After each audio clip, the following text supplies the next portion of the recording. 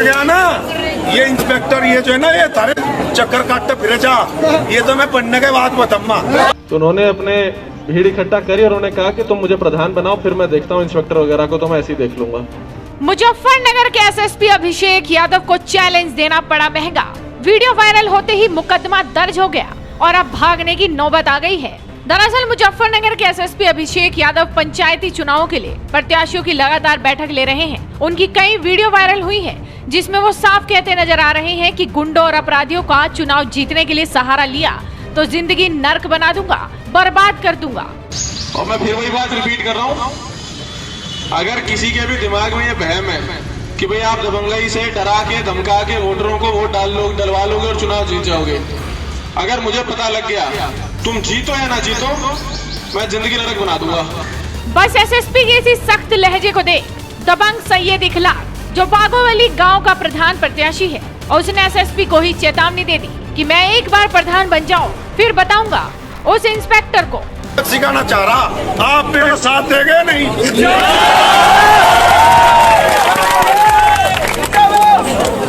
मैं जैसा कैसा आप लोगों के बीच खड़ा, मैं अपनी हैसियत के मुताबिक लोगों के काम करे और इंशाल्लाह हार जाऊं या जीत जाऊं, जैसे आप प्रधान दिए ना तुमने 25-30 सालों में, उनसे मजबूत रहा इस गांव में।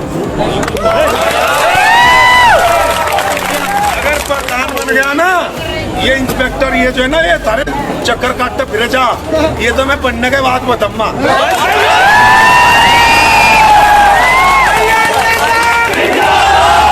लेकिन जैसे ही ये वीडियो वायरल हुआ, यूपी पुलिस एक्शन में आ गई, मामला दर्ज हो गया और उसके साथियों को, उसके सपोर्टर को थाने में लाकर पूछताछ की गई और अब उन पर 307 का मुकदमा दर्ज हो गया है।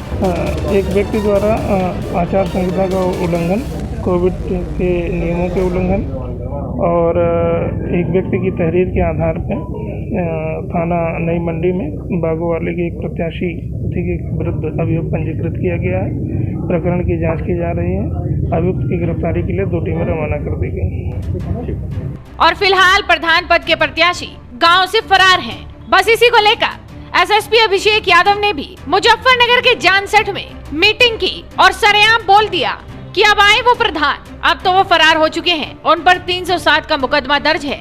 जो है जिले में हमारे अलावा तो कोई है ही नहीं कुछ, तो उन्होंने अपने भीड़ इकट्ठा करी और उन्होंने कहा कि तुम मुझे प्रधान बनाओ, फिर मैं देखता हूँ इंस्पेक्टर वगैरह को, तो मैं ऐसे ही देख लूंगा। तो अब वो अपने गांव में नहीं है, गांव से फरार चल रहे हैं, भाग रहे हैं। अब आप समझ सकते हैं कि वो क्या चुनाव लड़ेंगे। उनके ऊपर 307 का मुकदमा दर्ज है, जेल तो वो जाएंगे और 19 तारीख के बाद छूट कर आएंगे। उनके परिवार के लोगों से थाने वाले पूछताछ कर रहे हैं। अब वो कैसा चुनाव लड़ेंगे और उनके यहाँ से कौन चुनाव लड़ेगा, ये मुझे आपको बताने की जरूरत नहीं है।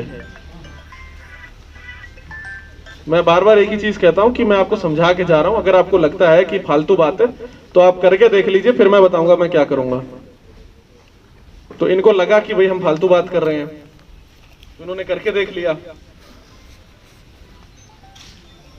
तो मेरा आपसे सिंपल सा 2 बातों का वो है, अगले 7 दिन आपके 2 भागों में डिवाइडेड हैं, अब से लेके 18 तारीख और चुनाव का दिन 19 तारीख।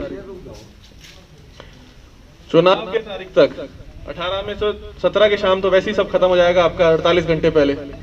तब तक शांति प्रिय तरीके से नियमों का पालन करते हुए जो आपको करना है आप करिए, लेकिन गलत काम कोई नहीं करेगा। और ये भी कह दिया कि 19 अप्रैल को अपने मतदान के दिन वोट डालिए और अपने घर चले जाइए। सड़क पर बेवजह घूमते मिलोगे तो हमारी गाड़ी से उठाकर थाने ले जाएगी। थाना बहुत ही बड़ा है। चाहे वो डराए, धमकाए, प्रलोभन दे, शराब पिलाए, कुछ भी करे, इनमें से किसी भी प्रकार से यदि आपको लगता है कि आप चुनाव जीत लेंगे, तो मैंने आपको कहानी बताई थी है, जीतना हारना तो बहुत दूर की बात है, आपको पता भी नहीं लगेगा कि आपके चुनाव में हो क्या रहा है। दूसरी चीज है 19 तारीख, अपना वोट डालिए और घर जाइए। एक लाइन की बात है, जिसके समझ में आ गई ठीक है, नहीं समझ में आई तो हमारी गाड़ी घूमेगी, हमने बताई दिया ऑलरेडी। गांव आपका सेंसिटिव है, फोर्स और गाड़ियां डबल संख्या में लगेगी, यहाँ घूमेंगे आराम से। गाड़ियों का सिर्फ एक काम है, गांव में जो घूमता मिल गया उसको ले जाके हम बिठा देंगे। थाना बड़ा है, हमारे पास जगह बहुत है, कमरे बहुत है। जब चुनाव खत्म होगा तो रात को 2-3 बजे फिर सोचेंगे क्या करना है उस आदमी का। तब तक तो हमारे पास टाइम ही नहीं है। इतना जरूर है कि ले जाके पुलिस की सिक्योरिटी में बिठा देंगे। तो जिसको खातिरदारी का शौक है वो घूमता हुआ मिल जाए 19 तारीख को। प्रत्याशियों के लिए खासकर वो है कि भैया अगर आप जाके बैठ गए थाने पे तो तुम्हें पता ही नहीं चलेगा तुम्हारे चुनाव में क्या हुआ। इसलिए इस बहम को निकाल दीजिए कि उस मोहल्ले में जाके देख लें कि वहां कौन वोट देने आ रहा है, वहां से कौन वोट देने आ रहा है, और लोगों से पूछ रहे हैं कि भैया तू क्यों वोट देने आ रहा है, अपने घर को जा। या खड़े होकर देख रहे हैं कि 4 लड़के खड़े कर दिए, देख रहे हैं कि भैया हाँ यहाँ से इतने आ रहे हैं, यहाँ से इतने आ रहे हैं, यहाँ से ये आ रहा है। तो ये कहानी अगर आपके दिमाग में हो तो कृपया इसको छोड़ दें,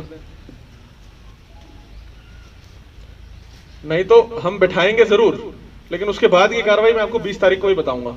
अभी से बताऊंगा तो डर जाओगे, तो 20 तारीख को बताऊंगा मैं। लेकिन 19 तारीख को अपना वोट दीजिए और अपने घर चले जाइए। हम पे भी काम है, आप पे भी काम है। ये वाला काम हमारे लिए थोड़ा फालतू है, लेकिन करने में कई बार जरूरी हो जाता है। यानी कि प्रधान पद के प्रत्याशी को धमकी देना महंगा पड़ गया और मुजफ्फरनगर के एसएसपी ने सिखा दिया कि आखिर कानून का पालन